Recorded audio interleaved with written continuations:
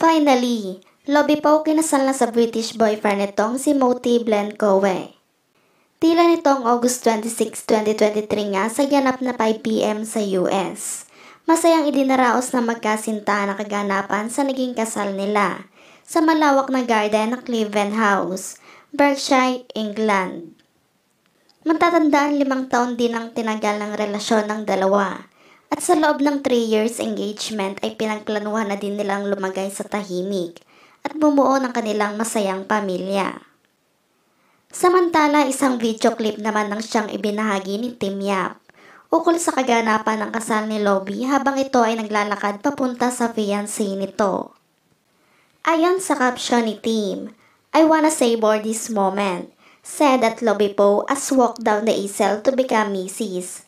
at Manti Blencowe at Lovie goes full Manti. Habang naglalakad si Lovie ay natatawa siya at sabay sabing, "I wanna savor this moment."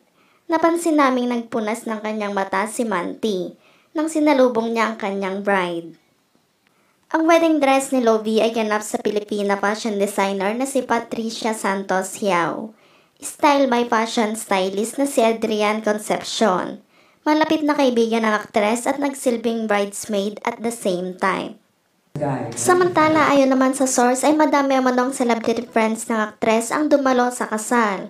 At ito nga si Senator Grace Poe Lamanzares kasama ang anak na si Brian, ang kuya nitong si Ronyan Poe, Isabel Daza, Bella Padilla, ang manager ng aktres na si Leo Dominguez with friends and staff, and reporter friend June Lalin. Friends to everybody na si Bernard Cloma at ang mag-asawang Vicky Bello at Hayden Co. Maging ang mga kas at katrabaho nga nito sa Batang Quiapo na sina Coco Martin, Charo Santos, Cherry Pie Picache at iba pa ay masaya ding nakaselebrate sa kasalan at pabibiro pa namang ito kay Lovie. Finally nga daw ay natagpuan na ni Mokang ang tunay nitong Prince Charming sa totoong buhay at sana nga daw ay maging panatag ang pagsasama ng mga ito.